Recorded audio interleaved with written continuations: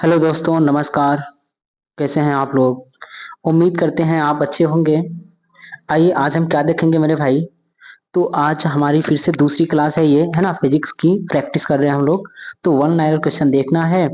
यदि आप अगर रेलवे का एग्जाम देखने वाले हैं या फिर एसएससी जीडी का या फिर कोई भी और एग्जाम की तैयारी कर रहे हैं आप, तो आपके लिए ये बहुत इंपॉर्टेंट क्लास होने वाली है। आइए बिना विलंब किए क्लास को हम आगे बढ़ाते हैं। चलिए देखिए, तो आज हम देखेंगे ना, फिजिक्स का दूसरा लेसन है और ये आपका होगा वेग और गति वाला होगा। इसको ध्यान रखेंगे। देखिए अब इसमें क्या क्या सवाल बनेंगे उनको देख लेते हैं। और एक वीडियो एक चैप्टर यही देखना है, ठीक मेरे भाई। तो अगर आप नए हैं, चैनल पे पहली बार आए हैं, तो चैनल को सब्सक्राइब जरूर करें, वीडियो को लाइक कर दीजिएगा और अपने मित्रों में शेयर कर दीजिएगा। आइए अब देखिए, पहला सवाल अगर हम ले लें, है ना, कि पहला सवाल ले लिया जाए कि मेरे भाई पूछ रखा है, एक पिंड v वेग से फेंका जाता है, यानी एक पिंड है वो u वेग से ऊर्ध्वाधर ऊपर की ओर फेंका जाता है, जिसके ऊपर उठने की अधिकतम ऊंचाई h होगी। यानी पूछ रखा है h का वैल्यू क्या होगा, फार्मूला समझ लेना आप। तो अब आपसे फार्मूला पूछ रखा है, आप क्या करेंगे इसके लिए है। तो मेरे भाई देखिए, तो फार्मूला पूछ रखा है और उसके लिए हम क्या करेंगे। देखिए अब ऊर्ध्वाधर ऊपर की ओर कोई चीज फेंका जा रहा है, एकदम ऊपर की ओर, समझ रहे हैं ना। अब ऊपर की ओर फेंका जा रहा है, तो आप क्या करेंगे। उसके लिए पूछ रखा है कि अधिकतम ऊंचाई का फार्मूला क्या होगा। तो याद रखेंगे, अधिकतम ऊंचाई का फार्मूला क्या होगा, यू स्क्वायर अपन 2g। देखिए एक फार्मूला होता है ना पहला वाला, अगर आप गति का समीकरण पढ़े होंगे तो वहां पे क्या होता है, v बराबर यू प्लस ए टी होता है। ठीक है, v बराबर यू प्लस 80 होता है। लेकिन अपने को क्या बोल रखा है कि अधिकतम ऊपर फेंकना है, तो उसके लिए v स्क्वायर बराबर यू स्क्वायर प्लस, है ना, ऊपर फेंकेंगे तो माइनस होता है और नीचे फेंकेंगे तो प्लस होता है, इसको ध्यान रखेंगे। तो इसको हम थोड़ा सा मिटा दे पहले, उसके बाद देख लेते हैं। तीन फार्मूले होते हैं, गति के तीन समीकरण होते हैं। अब आपको तय करना होगा तीनों में से कौन सा लगेगा कौन सा नहीं लगेगा। इसके लिए क्या करना होता है, ओ तरीके। आइए तो देखिए, इसके लिए क्या करेंगे हम, है ना, कि उठा के फेंकेंगे ऊपर की ओर। अब ऊपर की ओर उठा के फेंकेंगे तो गति का जो पहला समीकरण है वो लगेगा, यानी तीसरा लगेगा। इसमें क्या होता है कि वी स्क्वायर बराबर यू स्क्वायर, माइनस ऊपर फेंकेंगे तो माइनस, नीचे फेंकेंगे तो प्लस होगा, 2gh होता है, 2gh। अब आप देखिए, अधिकतम ऊपर जाएगा तो ये जो आपका है भी, ये जीरो हो जाएगा। अधिकतम ऊंचाई पर जाने के बाद कोई वस्तु का वेग शून्य हो जाता है, तो उसका अंतिम वेग शून्य हो जाएगा, प्रारंभिक वेग बचेगा। तो जब अंतिम वेग शून्य हो जाएगा तो इसकी जगह जीरो रखेंगे और आपका क्या हो जाएगा, यू स्क्वायर माइनस 2gh हो जाएगा। अब आप देखिए, आपको h चाहिए तो h बराबर क्या हो जाएगा, तो यू स्क्वायर अपॉन 2g हो जाएगा, इसको ध्यान रखिएगा।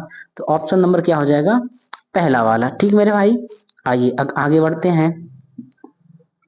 दूसरा सवाल क्या दिया है कि किसी गतिमान पिंड के लिए विस्थापन तथा दूरी का आंशिक अनुपात क्या होता है। अब देखिए, किसी को फेंकेंगे तो विस्थापन और दूरी का आंशिक अनुपात क्या होगा।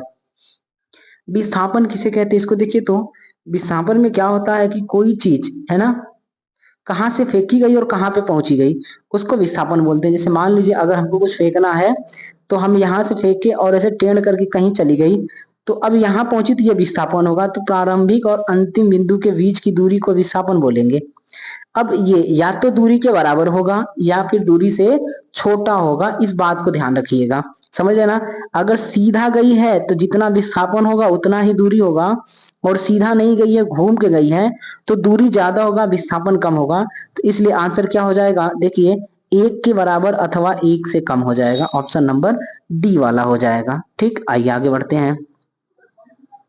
अगला क्या दिया है कि यदि, है ना, किसी पिंड का विस्थापन समय के वर्ग के अनुक्रमानुपाती है, तो वह पिंड या फिर वह वस्तु गति कर रही है या गमन करती है, ऐसा पूछ रखा है। एक बार वापस सुने, क्या बोल रखा है कि यदि किसी पिंड का विस्थापन समय के वर्ग के अनुक्रमानुपाती है, तो वह वस्तु गमन करती है। अब देखिए, गमन करती है मतलब कैसा गमन करती है, तो समय के वर्ग के अनुक्रमानुपाती है। बोल रखा है एक समान वेग से गमन करती है, या एक समान त्वरण से गमन करती है, या फिर, है ना, बढ़ते त्वरण से गमन करती है, या फिर किससे कर रही है, तो घटते त्वरण से कर रही है। तो इसका आंसर क्या होगा मेरे भाई, बताइए तो जरा। अब देखिए क्या बोल रखा है कि पिंड का विस्थापन समय के वर्ग के, समझ गया ना, अनुक्रमानुपाती है। यानी आपका जो भी विस्थापन हो रहा है वो समय के अकॉर्डिंग चल रहा है। तो विस्थापन मान लीजिए आपका एस जो है, एस यहाँ पे अब एस लिया जाएगा विस्थापन के रूप में। तो एस क्या है, वो समय के वर्ग के समानुपाती है, ऐसा है। तो बोल रखा है भैया कि क्या होगा वो चाल, कैसा होगा। आप देखो ना, त्वरण होगा कि नहीं होगा, त्वरण के हिसाब से चलेगा तो एक समान वेग नहीं होगा, ठीक। उसके बाद क्या है, घटता त्वरण नहीं होगा, ठीक मेरे भाई। उसके बाद क्या हो जाएगा आपका, एक समान त्वरण हो जाएगा, इसको ध्यान रखिएगा। तो ऑप्शन नंबर बी वाला हो जाएगा, ठीक है। अब आगे देखते हैं, बोला है मान लीजिए, अगला सवाल है कि मान लीजिए कोई लड़का है ना 10 मीटर प्रति सेकंड की नियत चाल से चल रहा है या रही है, मेरी गोल्ड राउंड झूले पर सवारी करने का आनंद ले रहा है। यानी मेरी राउंड गोल्ड झूला है ना, मेरी गोल्ड राउंड झूला है और झूले पर वह घूम रहा है, आनंद ले रहा है, लेकिन उसकी चाल कितना है, तो 10 मीटर प्रति सेकेंड है। तो बोल रखा है इससे ज्ञात होता है कि वह लड़का, अब इससे क्या मालूम पड़ेगा कि वो लड़का क्या कर रहा है, ये पूछ रखा है। तो 10 मीटर प्रति सेकेंड से अगर मेरी राउंड करेगा तो आप देखिए पहले है ना गति बढ़ेगा बढ़ेगा फिर बहुत तेज बढ़ जाएगा, ऐसा होता है। तो इसको ध्यान रखेंगे। तो कैसा होगा, तो विराम में तो नहीं है चूंकि वो गति कर रहा है। उसके बाद बोला बिना त्वरण के है ना गमन कर रहा है, तो मेरी राउंड झूला है तो ऐसा नहीं होगा। उसके बाद क्या बोल रखा है कि त्वरित गति में है, समझ रहे ना। तो उत्तर क्या हो जाएगा, त्वरित गति में है, इसको ध्यान रखेंगे। एक समान वेग से गमन करेगा नहीं, ये मेरी राउंड है ना, तो जब राउंड होगा तो वो थोड़ा स्पीड बढ़ जाती है, इसको ध्यान रखेंगे। तो आगे बढ़ते हैं भाई, चौथा क्वेश्चन हो गया है। पांचवा देखिए क्या बोला है, पांचवा बोल रखा है कि वीटी ग्राफ लेंगे हम लोग, समझ रहे हैं आप। और वीटी ग्राफ द्वारा घेरा गया क्षेत्रफल किस भौतिक राशि को निरूपित करता है जिसका मात्रक है, यानी जिस भौतिक राशि को भी ना निरूपित करेगा उसका मात्रक क्या बनेगा, ऐसा बोल रखा है। तो v और t क्या है, v का मतलब वेग है और समय है। तो अब आप देखो वेग और समय है, अगर बात कर ले हम कि वेग और समय है, ये रहा आपका वेग, बन जा भाई, ये वेग रहा और ये समय रहा। तो वीटी ग्राफ है, तो अब आप देखिएगा जो भी जाएगा इधर से, मान लीजिए ये गया, तो अब ये किसको दिखाएगा, ऐसा पूछ रखा है। तो अब आप देखिएगा वेग और समय का है, तो वेग और समय समय क्या प्राप्त होगा, आप देखिए दो बातें प्राप्त होती हैं वेग और समय से। एक तो आपका त्वरण होगा, वेग परिवर्तन वट्टा समय, समझ गया ना। एक तो त्वरण हो जाएगा, अब त्वरण होगा तो आप देखिए त्वरण क्या होता है, मीटर प्रति सेकेंड स्क्वायर होगा, इसको ध्यान रखेंगे। अब पूछ रखा है तो वीटी ग्राफ द्वारा घेरा गया क्षेत्रफल किसी भौतिक राशि के को निरूपित करता है जिसका मात्रक है। तो अब ये तो होगा नहीं, तो आपका किसको निरूपित करेगा, तो ये दूरी को करेगा, इस बात को ध्यान रखेंगे। और जो दूरी है वो कितना हो जाएगी, तो दूरी का मात्रक होता है ऑप्शन नंबर बी वाला, इसे ध्यान रखिएगा। तो दूरी का मात्रक मीटर में हो जाएगा, ऑप्शन बी हो जाएगा, ठीक मेरे भाई। यानी ये एरिया पूछ रखा है, ये एरिया क्या होगा, तो आपका दूरी हो जाएगा। अब पूछ रखा है छठा, बोला है दिए गए वीटी ग्राफ से यह निष्कर्ष निकाल सकते हैं कि, अब ये जो ग्राफ दिया है ना इसमें से कौन सा निष्कर्ष निकलेगा, इसको ध्यान रखेंगे। अब आप देखो इसमें से निष्कर्ष कौन सा निकलेगा, देखिए ये आपको समय को दिखा रहा है, ये वाला ये समय को दिखा रहा है, और ये अगर आप देखेंगे एक्स अक्ष समय को दिखा रहा है और वाई अक्ष किसको दिखा रहा है, तो मेरे भाई है ना वेग को दिखा रहा है। आप देखिए जब समय 0 था तो कुछ वेग था, समय कुछ बदला अभी भी वेग वही है, समय थोड़ा और बदला अभी भी वेग वही है, समय थोड़ा और बदला अभी भी वही है, समय बदलते गया मगर वेग नहीं बदला, वेग आज भी वही है। अब आप देखिएगा ये क्या बताएगा, तो ये हो जाएगा आपका एक समान वेग हो जाएगा, क्या हो जाएगा, एक समान वेग से गतिमान होगा, इसको ध्यान रखेंगे। समय बदल रहा है मगर वेग नहीं बदल रहा है, तो ऑप्शन नंबर ए हो जाएगा इसका। अगला बोल रखा है कि 4 ए बी सी तथा डी किसी समतल सड़क पर गति कर रही हैं, यानी चार कारें हैं, चाहे कोई वस्तुएं हैं, और वो समतल सड़क पर गति कर रही हैं, जिनके दूरी और समय ग्राफ को दर्शाए गए हैं। बोल रखा है सही कथन को चुनिए। आइए देख लेते हैं भाई कथन क्या है। तो सही कथन को चुनना है। अब आप देखो, अगर हम कथन के बारे में देख लें तो कथन क्या दिया है कि कार ए की चाल कार डी से अधिक है। देखिए तो बोला क्या है, ए की चाल डी से अधिक है ना। आप देखो ए और डी, देखिए तो डी और ए में क्या फर्क है। अब इसको थोड़ा सा देख लेते हैं, एक पेज ले लिया जाए। क्या बोल रखा है, ये ग्राफ है आपका, और ग्राफ कैसा है, देखिए समय और किसका है, दूरी का है। तो समय और दूरी का है, इसको दूरी कर दो आप, डिस्टेंस हो गया, है ना भाई, ये डिस्टेंस हो गया और ये टाइम हो गया। टाइम को वहां पे एस से दिखाया है। अब आप देखिए, अगर ऐसा कोई गति हो रहा है, इसका मतलब क्या है कि आप देखिए समय पहले जीरो था तो वेग यानी डिस्टेंस जीरो था, कुछ चली नहीं थी। समय कुछ हुआ तो डिस्टेंस थोड़ा सा चला, समय और बदला दूरी और बदला, समय और बदला दूरी और बदला, यानी जैसे जैसे समय बदल रहा है वैसे वैसे दूरी बदल रही है। अब एक बात ध्यान रखेंगे, ये वाला ग्राफ जितना उठा होगा, समझ लेना, इसका झुकाव जितना ज्यादा होगा, झुकाव अगर दूरी की ओर है, ये झुकाव इधर हो जाए तो वेग ज्यादा होगा, झुकाव इधर हो जाए तो समय ज्यादा होगा, यानी वेग कम हो जाएगा। तो जिसका झुकाव y एक्स की ओर हो जाएगा उसके लिए क्या होगा, उसका वेग ज्यादा होगा, और जिसका झुकाव x अक्ष की ओर होगा उसका क्या होगा, वेग कम होगा। तो इसी को देखना। अब आप देखिए क्या क्या दिया था। अब देखिए अगर हम बात करें तो है ना, a इधर में है, और उसके बाद तो a का वेग d के वेग से अधिक नहीं है, d का झुकाव देखिए y अक्ष की ओर है, तो क्या हो जाएगा, d का वेग a के वेग से अधिक है, तो इसलिए क्या हो जाएगा, पहला वाला ऑप्शन गलत हो जाएगा कि a की चाल है ना कार d से अधिक है, गलत बात। फिर बोला है v का सबसे धीमा है, यानी b सबसे नीचे होना चाहिए। देख लेते हैं भाई क्या बोला है। हाँ, बोला है v का सबसे धीमा है, तो ये रहा v, ये रहा भी, और अगर झुकाव इधर की साइड है, एंगल कम बन रहा है, याद रखेंगे अगर एंगल कम है तो वेग कम है, एंगल बड़ा है तो वेग बड़ा होगा। तो v का एंगल कम है यानी वेग कम है, तो ऑप्शन नंबर क्या हो जाएगा आपका, बी वाला हो जाएगा, इसे ध्यान रखिएगा। तो ऑप्शन बी वाला हो जाएगा, ठीक मेरे भाई। आइए आगे बढ़ते हैं। फिर बोला है चित्र का कौन सा ग्राफ एक समान गति का सही निरूपण करता है। एक समान गति का निरूपण करना है। एक समान गति में क्या होगा, एंगल जो आपका है वो 45 का या फिर बीच से जाना चाहिए। अगर एक साइड आपका दूरी है और एक साइड समय है, समझ रहे हैं ना, तो ये एंगल बीचों बीच सीधा जाना चाहिए। अब आप देखिएगा, ये रहा समय ग्राफ और ये रहा दूरी का, ठीक। तो एंगल कहाँ से गया है, एकदम बीचों बीच है, यानी जैसे जैसे समय बदल रहा है वैसे वैसे क्या हो रहा है, आपका दूरी भी बदल रहा है, मतलब क्या है, एक समान चाल है। तो ऑप्शन नंबर ए वाला हो जाएगा, इसको ध्यान रखेंगे। अब देखिए समय, समय देखिए तो समय पहले तो बढ़ा है तेजी से, उसके बाद समय धीरे धीरे बढ़ रहा है, और ये जो चाल है वो है ना, देखिए ज्यादा तेजी से बढ़ रहा है, अब ये ऊपर ऐसे ऐसे बढ़ेगा। तो इसका मतलब क्या है, ये वाला, ये जो ग्राफ बताएगा, ये आपका चाल बढ़ रहा है, मतलब क्या होगा, त्वरित गति होगा, ये क्या होगा, त्वरित गति होगा।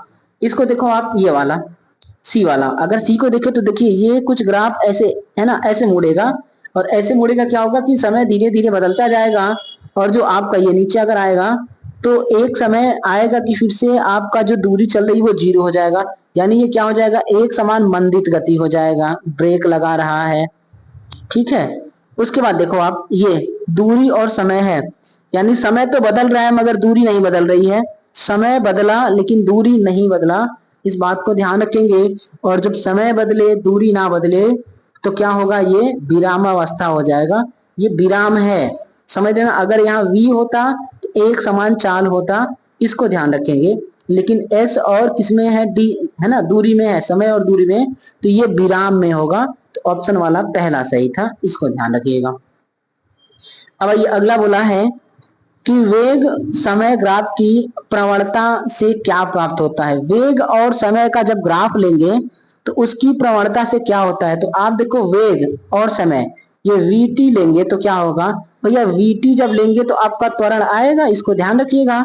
तो क्या प्राप्त होगा? त्वरण। ये जो झुकाव है ना, ये वाला, ये प्रवणता का मतलब झुकाव होगा।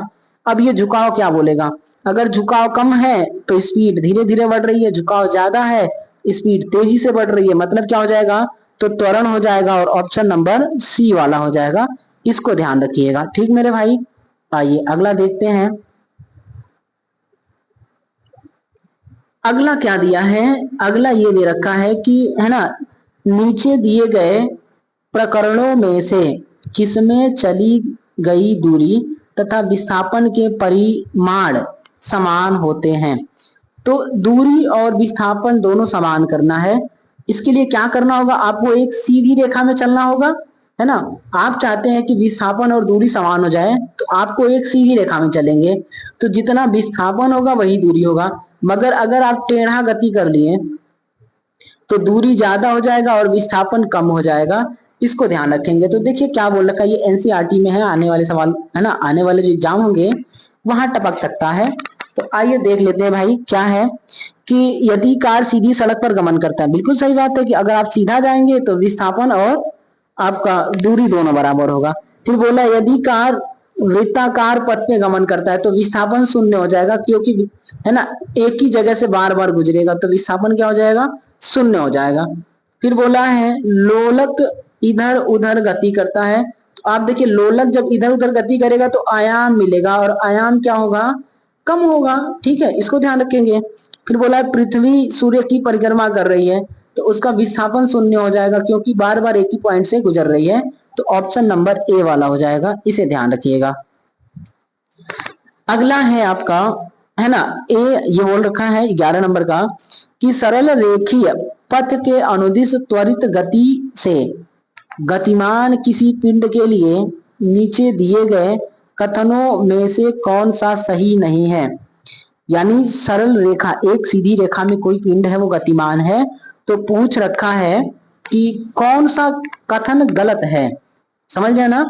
कौन सा गलत ढूंढना है, सही ढूंढना है ये नहीं बोला है, कौन सा सही नहीं है ऐसा बोल रखा है। यहाँ पे देखिए कौन सा सही नहीं है, तो आप देखो कौन सा सही नहीं है। देखिए क्या है कि इसकी चाल परिवर्तित होती है, त्वरित है तो बदलेगी, या तो घटेगा या तो बढ़ेगा। समझ गए ना? तो पहला वाला तो सही बात है, ये सही है, मतलब जो सही है वो उत्तर नहीं है। उसके बाद क्या है, बोल रखा है ये सही बात है लेकिन उत्तर नहीं है। इसका वेग सदैव परिवर्तित होगा। हाँ भाई, त्वरण है तो वेग परिवर्तित होगा, अगले 5 मिनट में कुछ और होगा, अगले मिनट कुछ और होगा, अगले मिनट कुछ और होगा, तो ये भी बात सही है लेकिन उत्तर नहीं है। फिर बोला यह सदैव पृथ्वी से दूर जाता है। भैया हो, पृथ्वी से दूर कैसे जाएगा यार, सरल रेखा में गति कर रहा है, ये गलत है, और जो गलत है क्या होगा? वही सही हो जाएगा, इस बात को ध्यान रखिएगा, ठीक मेरे भाई। आ जाइए, ये तो हो गया आपका 11 नंबर।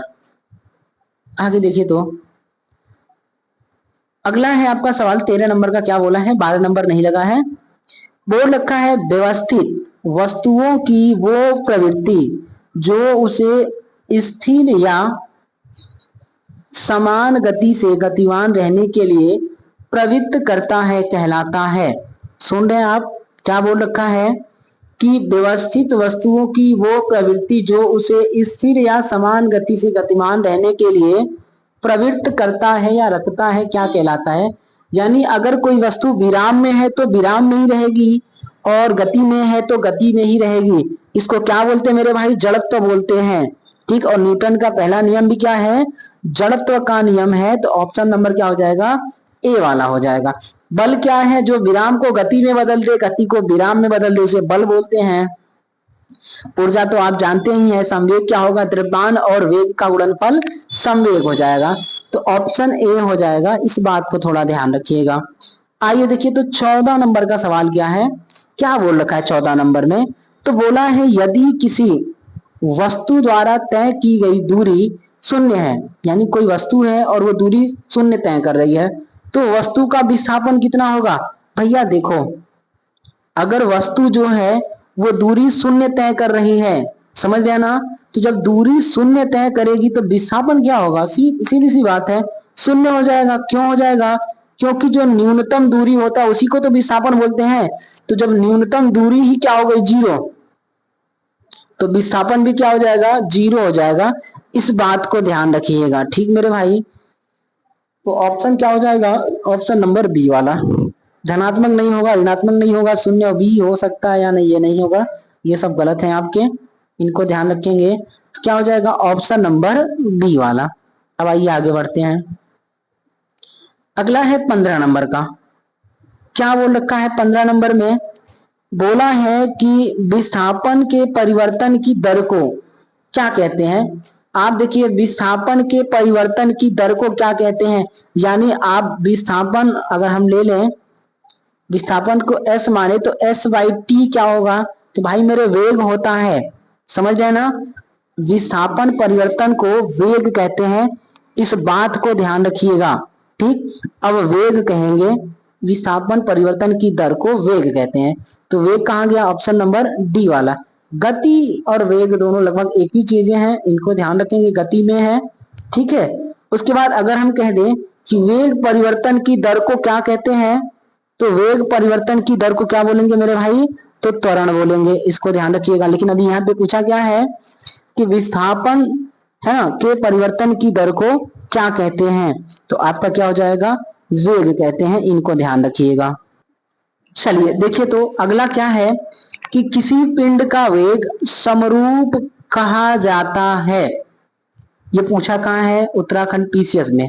क्या बोला है कि किसी पिंड का वेग समरूप कहा जाता है। तो आप देखो, वेग समरूप क्या होगा,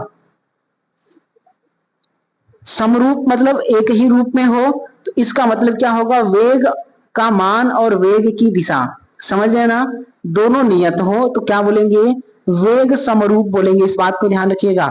जब वेग का मान और वेग की दिशा दोनों नियत हो जाए तो इस कंडीशन को क्या बोलते हैं, वेग समरूप बोलते हैं। Option number C. बोला वेग का सिर्फ मान नियत हो ना भाई ना, है ना, दिशा नियत हो ना, दोनों नियत हो जाए, ये दोनों हो जाए तो ऑप्शन सी हो जाएगा, इसको ध्यान रखिएगा। फिर बोल क्या रखा है 17 नंबर, क्या बोला है 17 नंबर कि तात्कालिक वेग और औसत वेग तब बराबर होते हैं जब, तात्कालिक वेग तुरंत का वेग और औसत वेग कब बराबर होंगे, ऐसा बोल रखा है। तो आप देखिए कब बराबर होंगे, है ना, एक समान त्वरण हो तब बराबर होंगे, नहीं होंगे ना। उसके बाद आप देखिएगा, एक समान जब त्वरण होगा तो तात्कालिक वेग ज्यादा होगा लेकिन औसत वेग कम होगा, समझ रहे हैं। फिर बोला है एक वृत्त में चल रहा हो, एक वृत्त में चलेगा तब बराबर होगा क्या, तो तब भी नहीं होगा, इसको ध्यान रखेंगे। उसके बाद बोल रखा है ना, कि में परिवर्ती त्वरण हो, परिवर्ती त्वरण होगा तब भी नहीं होगा, क्या होगा, जब त्वरण शून्य हो, जब त्वरण शून्य होगा मतलब एक समान वेग से चलेगा, और जब एक समान वेग से चलेगा तो मान लीजिए 25 से चल रहा है, तो 25 की स्पीड होगी, हर क्षण 25 होगा, तो आप देखिए औसत निकालेंगे तो क्या होगा, 25 ही होगा, तो ऑप्शन क्या हो जाएगा, ऑप्शन नंबर डी वाला हो जाएगा, इसे ध्यान रखिएगा, ठीक मेरे भाई। अगला देखते हैं। अगला है आपका, किसी पिंड का विस्थापन का समय, है ना, क्या बोल रखा है, किसी पिंड का विस्थापन समय के समानुपाती पाया जाता है, पिंड का क्या, अब ऐसा पूछ रखा है। आप देखो तो विस्थापन समय के समानुपाती कब पाया जाएगा, इसका मतलब यह है, तो किसी पिंड का विस्थापन समय के समानुपाती तब होगा जब आप वेग देखेंगे, वेग वेग एक समरूप होगा, इसको ध्यान रखेंगे। तो जब वेग समान होगा तो आपका विस्थापन भी क्या होगा, समान हो जाएगा, इस बात को ध्यान रखिएगा। अगर आपका वेग, समझ रहे ना, वेग क्या हो, समरूप ना हो तो विस्थापन भी क्या होगा, समरूप नहीं होगा और समय के समानुपाती नहीं होगा, ऑप्शन नंबर ए हो जाएगा, इसको ध्यान रखिएगा, यानी विस्थापन समय के समानुपाती होगा। अब आ जाओ भैया, क्या बोल रखा है कि मुक्तावस्था में गिरते हुए एक पिंड द्वारा तय की गई दूरी समानुपाती होती है। ये बीपीएससी में पूछा है 2018 में, क्या पूछा है, बोल रखा है मुक्त रूप से कोई वस्तु गिर रहा है ना, तो पिंड के द्वारा तय की गई दूरी समानुपाती होगी। अब किसके होगी, तो समय के वर्ग के होता है, इसको ध्यान रखेंगे। जब ऊपर से कोई वस्तु गिरेगा, है ना, यस बराबर UT plus half eighty square होता है, वो सुने है ना दूसरा इक्वेशन।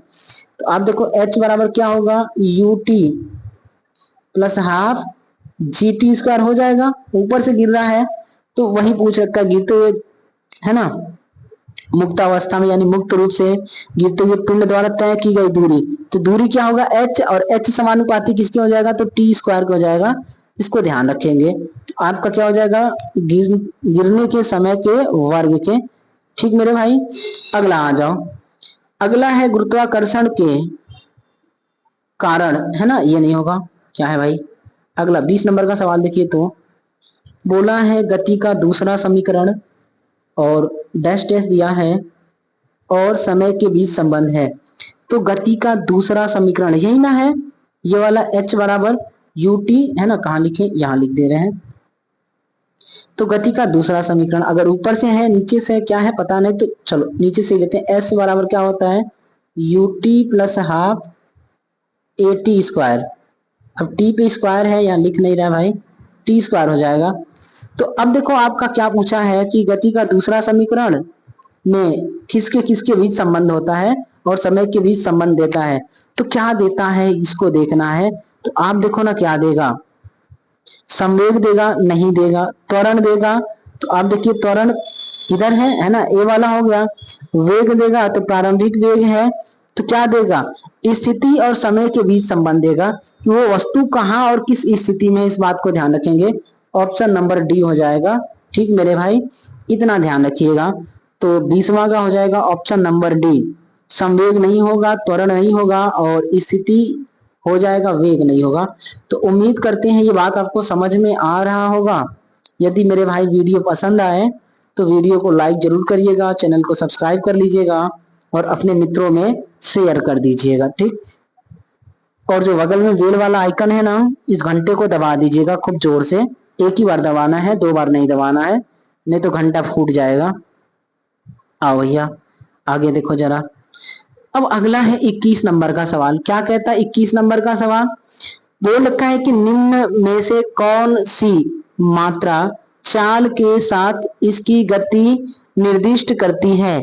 तो क्या है जो चाल के साथ इसकी गति को निर्दिष्ट करेगा, इस बात को ध्यान रखेंगे। सुनो ना मेरे भाई, क्या बोला है कि कौन सी मात्रा चाल के साथ गति को निर्दिष्ट करता है। क्या निर्दिष्ट करेगा, तो चाल के साथ गति, तो वेग ना होगा भाई मेरे। ऑप्शन नंबर क्या हो जाएगा, तो सी वाला हो जाएगा। इसको ध्यान रखिएगा, संवेग नहीं होगा, विस्थापन नहीं होगा, बल नहीं होगा। ऑप्शन क्या हो जाएगा, वेग हो जाएगा। उसके बाद क्या है, एक निश्चित दिशा में बढ़ रही वस्तु की गति को वैज्ञानिक शब्दावली में किस पद के रूप में जाना जाता है। एक समान, देखिए क्या बोला, एक निश्चित दिशा में बढ़ रही वस्तु की गति को वैज्ञानिक शब्दावली में क्या कहते हैं। तो वैज्ञानिक शब्दावली में क्या कहेंगे, बढ़े जा रही है ना, तो वेग ना बोलेंगे, कोई चीज बढ़ते बढ़ते बढ़ते जा रहे हैं उसको क्या बोलेंगे भाई, कि एक समान वेग से जा रही है तो क्या बोला जाएगा, वेग बोला जाएगा। इतना ध्यान रखिएगा। तो ऑप्शन ए हो जाएगा, गति नहीं होगा, समय नहीं होगा, त्वरण नहीं होगा, ठीक क्या हो जाएगा, वेग हो जाएगा। अगला है एक समान, है ना, एक समान तल वाली सीधी सड़क पर, कोई एक समान समतल सीधी सड़क है पर नियत त्वरण से दौड़ने वाली कार के संबंध में निम्न में से कौन सा कथन सत्य है। देखिए एएलपी टेक्नीशियन में पूछा है ये। तो बोला है कि कोई एक समान सड़क है और उस पर कोई कार दौड़ रही है, तो कौन सा कथन सत्य होगा, ऐसा बोल रखा है। अब आप देखो, एक समान कार है और नियत त्वरण से दौड़ने वाली कार के संबंध में क्या सही होगा। तो आप देखो, जब नियत त्वरण होगा, त्वरण फिक्स है, समझ ना, एक समान त्वरण है, यानी कि हर 5 मिनट में अगर 5 किलोमीटर बढ़ेगा तो बढ़ना है, तो उसका वेग भी तो नियत निरंतर बदलता रहेगा। पहले मान लीजिए वो है ना 50 से चल रही थी, तो हर 5 मिनट में 10 बढ़ेगा तो 60 से चलेगा, फिर अगले 5 मिनट में फिर 70 से चलेगा, तो वेग लगातार बदलेगा। तो क्या हो जाएगा, कार का त्वरण शून्य होगा, नहीं भाई, कार का वेग शून्य होगा, नहीं भाई, कार का त्वरण निरंतर नहीं, त्वरण नियत है। देखिए यहाँ पे बोला है त्वरण नियत है, इसको ध्यान रखेंगे। तो ये भी गलत है, क्या बोलेगा, डी वाला, कार का वेग निरंतर बढ़ रहा है या निरंतर बदल रहा है, इस बात को ध्यान रखेंगे। ऑप्शन डी हो जाएगा। उसके बाद देखिए तो क्या बोला है 24 नंबर, बोला है डैश डैश डैश का उपयोग एक वस्तु की समग्र गति का वर्णन करने और किसी दिए गए समय पर इसकी प्रारंभिक स्थिति के संदर्भ में अंतिम स्थिति का पता लगाने के लिए किया जाता है। ये आईएएस में पूछा गया 1996 में। बाप रे बाप, कितना पुराना क्वेश्चन है। देखिए तो अब इसके लिए हम क्या करेंगे, वापस एक बार सुने क्या पूछ रखा है कि कोई ग्राफ मतलब कोई वस्तु है इनमें से, ऑप्शन में से, उपयोग एक वस्तु की समग्र गति का वर्णन करने और किसी दिए गए समय पर इसकी प्रारंभिक स्थिति के संदर्भ में अंतिम स्थिति का पता लगाने के लिए उपयोग किया जाता है, ऐसा पूछ रखा है। तो भैया मेरे किसका उपयोग करते हैं, आप देखिए तो जरा किसका करते हैं। तो इसके लिए क्या होता है, क्या दूरी और चाल का करेंगे, दूरी और चाल। तो दूरी और चाल नहीं, वेग होना था, है ना। तो दूरी और विस्थापन, वस्तु की स्थिति देखना है। तो आप देखिए ऐसे ऐसे वस्तु चलेगा, तो पहले कहाँ था अब कहाँ था, इसमें आपको विस्थापन चाहिए और दूरी चाहिए, यही ना बोला है। वस्तु की समग्र गति का वर्णन, यानी पहले कहाँ चली थी, पहले यहां से चली, फिर यहाँ पहुंची, फिर यहाँ पहुंची, तो आखिरी में कहाँ पहुंची। इसमें आपको दो बातें चाहिए, एक तो दूरी चाहिए और दूसरा विस्थापन चाहिए। ठीक, तो ऑप्शन नंबर क्या हो जाएगा, सी वाला हो जाएगा।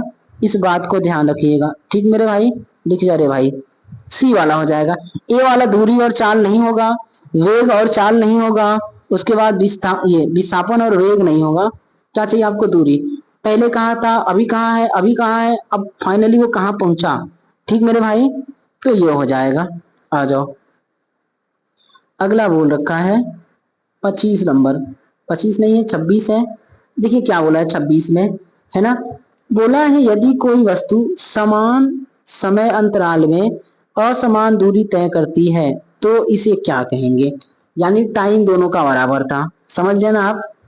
टाइम दोनों को दे दिया गया था, 5 मिनट दौड़ो भैया, ठीक है। एक जन 5 मिनट में मान लीजिए कि 100 मीटर ही दौड़े और एक जन 5 मिनट में 120 दौड़ गए, तो आप क्या बोलेंगे, दोनों की चाल समान बोलेंगे, क्या बोलेंगे। तो आप देखिएगा क्या बोल सकते हैं, असमान गति से जाएंगे ना। अगर समान जाते तो ये भी तो जाता, 100 गया तो वो भी 100, अगर ये 120 तो वो भी 120, तो क्या होगा, असमान गति से जाएंगे। इस बात को ध्यान रखिएगा, ठीक मेरे भाई। आइए जरा, ये तो हो गया। उसके बाद बोला है 27 नंबर का सवाल है, और 27 नंबर में क्या बोल रखा है कि निरंतर शक्ति प्रदान करने वाली किसी मशीन के द्वारा कोई पिंड एक सरल रेखा में चलाया जाता है। समझ रहे हैं, निरंतर शक्ति यानी कोई शक्ति देने वाला है, किसी मशीन के द्वारा कोई पिंड एक सरल रेखा में चलाया जाता है। टी सेकंड में पिंड द्वारा तय की गई दूरी किसके समानुपाती होगी। अब आप देखो टी सेकंड में, है ना, तय की गई दूरी किसके समानुपाती होगा। तो इसको थोड़ा देख लें आप, निरंतर मशीन चला रहा है, अब टी सेकंड में किसके समानुपाती होगा। इसके लिए एक लंबा चौड़ा फार्मूला है, फार्मूले को छोड़ दीजिएगा, क्या हो जाएगा आपका 27 नंबर का। अगर सीधे सीधे बात कर लें तो ऑप्शन नंबर डी हो जाएगा। थोड़ा सा कुछ बातें याद कर लेंगे, टी के पावर 3/2 के समानुपाती होगा।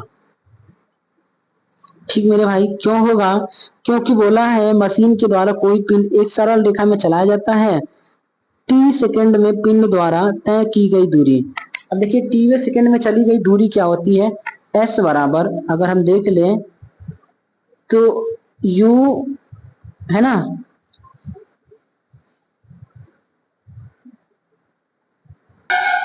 अगला सवाल है किसी वस्तु का त्वरण इसके प्रति इकाई समय में हुआ परिवर्तन है, यानी वेग में, है ना। किसी वस्तु का त्वरण क्या बोलते हैं, वेग के प्रति इकाई समय में हुए परिवर्तन को त्वरण बोलते हैं। इस बात को ध्यान रखेंगे। तो ऑप्शन नंबर क्या हो जाएगा मेरे भाई, ए वाला। वेग परिवर्तन की दर को ही क्या बोलते हैं, तो त्वरण बोलते हैं। अगला देखिएगा, अगला है 29 नंबर का सवाल। अब 29 नंबर के सवाल में क्या दे रखा है, समय के साथ किसी वस्तु का वेग दिखाने वाले ग्राफ को कहा जाता है। यानी समय के साथ अगर किसी वस्तु का वेग दिखाएगा तो क्या बोलेंगे इसको, वेग समय ग्राफ, है ना मेरे भाई। क्या बोलना है उसको, वेग समय ग्राफ बोलेंगे। एक साइड आपका समय हो जाएगा और एक साइड हो जाएगा वेग हो जाएगा, तो वेग समय ग्राफ बोलेंगे 29 का पहला। 30 में क्या बोल रखा है कि धनात्मक त्वरण का अर्थ होता है, धनात्मक त्वरण का अर्थ होता है कि जो वस्तु का वेग है वो बढ़ रहा है। इसको ध्यान रखेंगे, धनात्मक त्वरण मतलब वस्तु का वेग बढ़ रहा है, ऋणात्मक त्वरण मतलब वस्तु का वेग घट रहा है। अब फिर बोल रखा है कि गति का द्वितीय समीकरण 31 नंबर है। क्या होता है द्वितीय समीकरण? यस बराबर UT plus half eighty square होता है। तो ऑप्शन नंबर डी वाला हो जाएगा, यस बराबर UT plus half A T square. इसको ध्यान रखेंगे, ठीक मेरे भैया। अगला क्या दिया है 32 नंबर, कि शून्य से स्वतंत्र रूप से गिरने वाली वस्तु, अगर शून्य से स्वतंत्र रूप से कोई वस्तु गिरेगी तो किस हिसाब से गिरेगी? आप देखिएगा गुरुत्वाकर्षण के हिसाब से गिरेगी, और गुरुत्वाकर्षण में क्या होगा? समान त्वरण होता है, इसको ध्यान रखेंगे, ठीक मेरे भाई। तो शून्य से स्वतंत्र रूप से गिरने वाली वस्तु हो जाएगा आपका ऑप्शन नंबर सी वाला, इसको ध्यान रखिएगा, ठीक। अगला देखो भैया, अगला क्या कहता है 33 नंबर, क्या कहता है 33 नंबर, है ना, डैश यानी कौन सी भौतिक राशि है जो कभी भी ऋणात्मक नहीं हो सकती? तो आप देखो कौन सा नहीं होगा, कभी भी ऋणात्मक नहीं होगा मेरे भाई। तो कौन नहीं होगा? जो अदिश होते हैं ना वो कभी ऋणात्मक नहीं होते हैं। तो अदिश क्या है इसमें से? आपका हो जाएगा दूरी, ठीक। दूरी ऋणात्मक नहीं होती है, लेकिन विस्थापन ऋणात्मक होगा। बल सदिश राशि ऋणात्मक हो सकता है, वेग सदिश ऋणात्मक हो सकता है, त्वरण सदिश ऋणात्मक हो सकता है। आगे भैया 34 क्या कहता है? 34 ये कहता है कि कोई पिंड v वेग के साथ ऊपर की ओर ऊर्ध्वाधर रूप से फेंका जाता है। यह h ऊंचाई तक जाने के बाद पृथ्वी की ओर लौट आता है। पिंड द्वारा तय की गई दूरी तथा विस्थापन का अनुपात क्या है? पिंड द्वारा जो तय दूरी होगा, जितना गया उतना ही आया है, और ऊर्ध्वाधर ऊपर फेंका गया मेरे भाई एकदम सीध में। तो अब आप देखो अनुपात क्या होगा, ऐसा पूछ रखा है। तो देखिए क्या होगा, है ना, पिंड द्वारा तय की गई दूरी तथा विस्थापन का अनुपात क्या होगा? आप देखो विस्थापन जहां से फेंके थे वहीं गया और वहीं आया, तो विस्थापन शून्य हो गया। दूरी क्या है मेरे भाई? तो मान लो h दूरी तक गया है, तो h बाई जीरो का वैल्यू क्या हो जाएगा? अनंत हो जाएगा। तो उत्तर हो जाएगा अनंत, ठीक मेरे भाई, इसको ध्यान रखिएगा। विस्थापन शून्य हुआ क्योंकि जहां से फेंका वहीं लौट आया, तो जीरो से अगर किसी में भाग करेंगे तो वैल्यू कितना आएगा? अनंत आ जाएगा। अब आओ भैया 35 नंबर क्या कहता है? किसी पिंड के वेग समय का ग्राफ सरल रेखा में आता है तथा मूल बिंदु से गुजरते हुए x अक्ष को छूता है। पिंड गतिशील है एक समान त्वरण से। याद रखेंगे क्या क्या दिया है। तो पिंड का वेग है और समय है, ये समय हो गया और ये वेग हो गया। अब ये ग्राफ यहां से होके जाता है, तो बोल रखा है कि पिंड कैसा गति कर रहा है। तो अब आप देखिएगा जैसे जैसे समय बढ़ रहा है वैसे वैसे वेग बढ़ रहा है, यही ना बोला है, रुक जाओ जरा देखे तो। पिंड के वेग समय का ग्राफ सरल रेखा में है, वेग और समय का ग्राफ क्या है? सरल रेखा में है, तथा मूल बिंदु से गुजरते हुए x अक्ष को छूता है। समझ रहे ना? तो x अक्ष को छूता है और मूल बिंदु से गुजरते हुए। तो बोल रखा है पिंड गतिशील है, तो मेरे भैया जो पिंड होगा वो गतिशील होगा एक समान त्वरण से। जैसे जैसे समय बदलेगा वैसे वैसे वेग बदलेगा, तो समय जितना बदलेगा वेग उतना बदलेगा, ठीक मेरे भाई। तो क्या होगा? एक समान त्वरण हो जाएगा, इसको ध्यान रखेंगे। ऑप्शन नंबर यानी सवाल नंबर 35 का ऑप्शन नंबर ए हो जाएगा। आगे देखिए तो 36 क्या कहता है? 36 है ना मेरे भाई। तो बोला है किसी वाहन की गति मापक या माप यंत्र बताता है। गति माप यंत्र क्या बताएगा भैया? हो गति क्या बताता है कि उसका चाल कितना है, वो कांटा होता है ना, मीटर लगा होता है, स्पीडोमीटर बोलते हैं। तो वो क्या बताता है कि उस टाइम जब आप स्लेटर पकड़े हुए हैं तो उसकी चाल क्या है ना। तो तात्क्षणिक या तात्कालिक चाल बताता है आपका जो स्पीडोमीटर होता है, इसको ध्यान रखेंगे। 37 नंबर क्या कहता है? बोल रखा है कि एक पिंड यू वेग से ऊर्ध्वाधर ऊपर से एक फर्श से टकराता है, यानी ऊपर से कोई आके और किसी फर्श से टकरा गया, ठीक ऐसा बोल रखा है। टकराता है तथा उसी गति से उछलता है, जिससे आया ना उसी से वो उछल जाएगा, ऐसा बोल रखा है। तो गति में परिवर्तन होगा, ये पूछ रखा है। तो मेरे भाई गति में परिवर्तन कितना होगा? आप देखिए u से आया और u से गया, है ना। तो जितने से आया उतने से गया, आपका क्या हो जाएगा? तो मेरे भैया समझ रहे हैं, कितना हो जाएगा? ऑप्शन नंबर डी वाला -2u होगा, इस बात को ध्यान रखिएगा। ठीक, आ जाओ भैया। अब बोला है एक समान वृत्तीय गति में, एक समान वृत्तीय गति में क्या क्या होता है, ये पूछ रखा है। आप देखिए क्या होता है, चाल एवं वेग दोनों अचर होते हैं। नहीं भैया, वेग प्रति क्षण बदलता रहता है, उसका डायरेक्शन गलत हो गया। फिर बोला है ना, एक समान वृत्तीय गति है तो उसमें आप देखो वेग का दिशा बदलेगा, कंटिन्यूअस, इधर इधर इधर इधर इधर, तो ये तो हो गया गलत। फिर बोला है चाल एवं वेग दोनों चर रहते हैं, ठीक, मतलब चर फिक्स रहते हैं, ये भी नहीं है। फिर बोल रखा है कि चाल एवं चर, क्या चाल चर एवं वेग अचर रहता है। जो चाल है ना वो बदलेगा और जो वेग है ना वो नहीं बदलेगा, ऐसा बोल रखा है। तो क्या ऐसा होता है क्या? तो नहीं भैया, वेग बदल जाता है, समझ रहे हैं ना, चाल नहीं बदलता है। क्यों बदलेगा? क्योंकि वेग की दिशा बदल रही है। जैसे आप 10 से ही जाएंगे, लेकिन 10 से कभी इधर तो कभी दिशा इधर होगी तो कभी दिशा इधर होगी, इस बात को ध्यान रखेंगे। तो वेग बदल जाएगा, यानी आपका वेग बदलेगा, चाल वही रहेगा, ऑप्शन नंबर डी वाला हो जाएगा, इसको ध्यान रखिएगा। चलिए 38 हो गया। 39 क्या कहता है मेरे भाई? 39 ये कहता है कि मोटर गाड़ियां ए एंड बी के दूरी समय ग्राफ से पता चलता है। तो मोटर गाड़ी ए और बी की दूरी और समय ग्राफ से क्या पता चलेगा? तो आप देखिए इसका दूरी और समय का ग्राफ है, ये क्या बोलता है? तो देखिए तो ध्यान से क्या बोलता है। तो यहां से देखो इसका दूरी और इसका समय है। अब दो तरह का ग्राफ है, एक ग्राफ ए वाले का देखें तो ये यहां से गया है, एक ग्राफ बी वाले का देखें तो ये यहां से गया है। तो आप देखो क्या है, ए एक समान वेग से चली किंतु बी नहीं, गलत बात है। ए का एक समान वेग नहीं है भाई, इसका वेग ज्यादा ही है, क्योंकि जब समय 0 था तो उसका कुछ वेग है। ठीक मेरे भाई, पहला गलत। बी वाला क्या बोला है कि बी वाला ये बोल रखा है कि पूरी दूरी तक बी की अपेक्षा ए अधिक वेग से चला। तो पूरी दूरी कैसे बता सकते हैं? ये कुछ समय बाद ओवरटेक कर लेगा। ठीक मेरे भाई, तो ये गलत हो गया। फिर बोला पूरी दूरी तक ए की अपेक्षा बी अधिक वेग से चला। आप देखो बी का वेग तो पहले से ऑलरेडी ज्यादा है ना, पूरी दूरी तक ए की अपेक्षा वी अधिक वेग से चलेगा। अगर इसको हम थोड़ा सा और बढ़ाएं तो ये देखिए आपका यहाँ टकरा जाएगा। अब टकरा जाएगा भैया, इसका मतलब क्या होगा? वी ज्यादा होगा, और वी ज्यादा होगा तो ऑप्शन नंबर सी ही ज्यादा हो जाएगा, तो सी वाला ही सही हो जाएगा। क्या बोल रखा है कि पूरी दूरी तक ए की अपेक्षा वी अधिक वेग से चला, इसको ध्यान रखेंगे।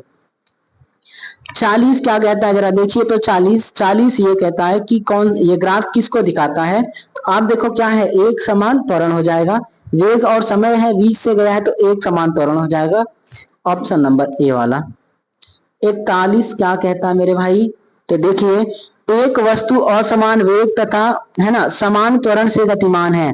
वेग क्या है? असमान है, लेकिन त्वरण क्या है? समान है। तब बोला है कि क्या होगा कि विस्थापन समय ग्राफ रेखीय होगा, या विस्थापन समय ग्राफ अरेखीय होगा, या वेग समय ग्राफ रेखीय होगा, या वेग समय ग्राफ अरेखीय होगा। तो आप देखिए इस कंडीशन में क्या होगा मेरे भाई?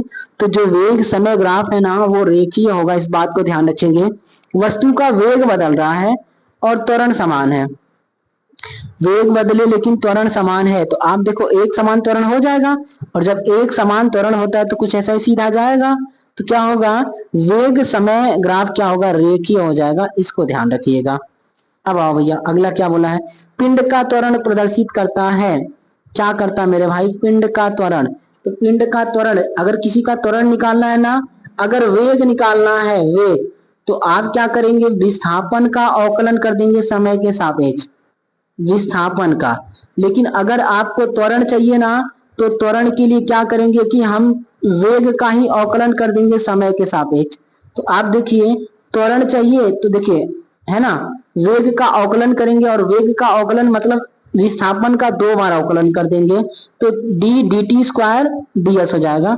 ऑप्शन नंबर ये वाला हो जाएगा, इसको ध्यान रखेंगे, इसका 2 बार अवकलन हो जाएगा। ठीक मेरे भाई, तो D square D T square हो जाएगा, है ना, D square S upon D T square, 2 बार अवकलन कर देंगे तो आपका क्या होगा, त्वरण, एक बार करेंगे तो वेग हो जाएगा। अगला और आखिरी सवाल पूछ रखा है, एक कण एक समान वेग से गतिमान है, कण की, है ना, पूछ रखा है गति के संबंध में निम्न में से कौन सा कथन सत्य है। तो कण क्या है, एक समान गतिमान है। अब कोई कण एक समान वेग से गतिमान है तो क्या होता है, उसका त्वरण शून्य होता है, तो ऑप्शन नंबर बी वाला हो जाएगा। एक समान त्वरण से कोई पिंड गतिमान होगा तो उसका त्वरण शून्य होगा। तो मेरे भाई उम्मीद करते हैं ये वीडियो आपको पसंद आया होगा, अगर आया है तो लाइक जरूर करें, समझ गए ना। चैनल पर नए हैं तो सब्सक्राइब करिएगा, बेल आइकन अगर नहीं दबाए हैं नोटिफिकेशन के लिए कि वीडियो कब आएगा इसको दबा दीजिए, आपको जब भी वीडियो अपलोड किया जाएगा मैसेज पहुंच जाएगा। इसी के साथ वीडियो देखने के लिए आपका बहुत बहुत धन्यवाद।